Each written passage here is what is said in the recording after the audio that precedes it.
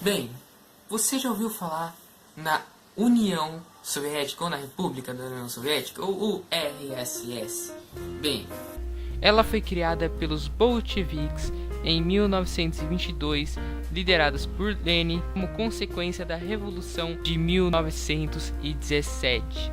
E após a Segunda Guerra Mundial, a União Soviética entrou na tal Guerra Fria com os Estados Unidos, que foi uma disputa armamentista, espacial, política, para ver quem tinha mais influência sobre o globo. Mas espera um minuto. Como a União Soviética não existe mais se ela era tão poderosa na época? Bem, eu vou explicar para você agora.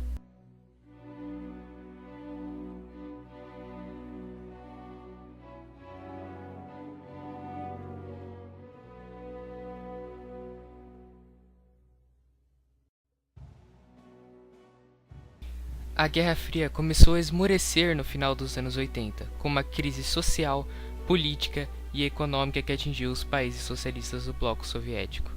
E em 1985, com a morte de Konstantin Chernenko, Mikhail Gorbachev assumiu o cargo mais alto da estrutura política do país, o cargo de secretário-geral.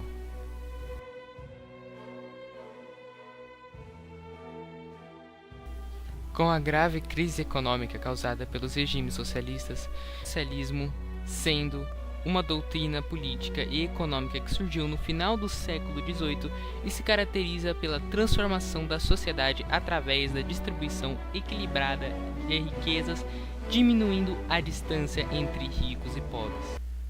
É bem bonito, né, a definição do socialismo, abrindo parênteses aqui, mas nenhum país do mundo foi para frente com o socialismo. Podemos citar a Venezuela ou Cuba, que não vai para frente nem há mais ou menos 70 anos. E a URSS é um exemplo bem claro de que o socialismo não funciona. Bem, voltando ao vídeo. E a insatisfação da população, reformas eram necessárias. Aí foram apresentadas Glasnost e Perestroika. Meio familiar, né? Crises causadas pelo socialismo e necessidade de reformas. Isso parece familiar, mas melhor deixar pra lá.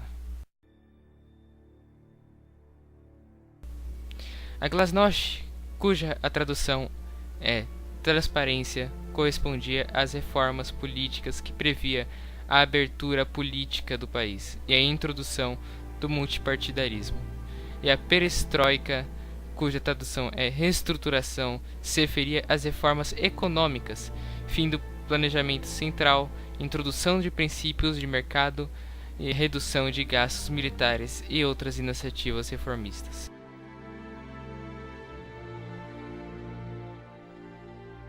Mikhail Gorbachev renuncia e diz que abandona o poder por não admitir a divisão do país. 74 anos depois, a bandeira vermelha desce o mastro no Kremlin. A União Soviética não existe mais.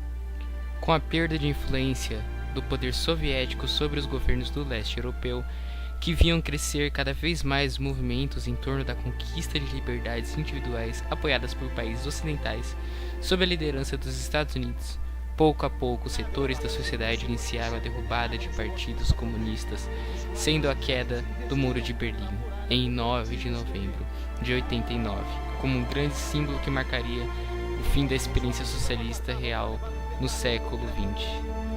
Em pouco tempo, as repúblicas que compunham a União Soviética, como a Ucrânia, Cazaquistão e Bielorrússia, reclamavam sua independência.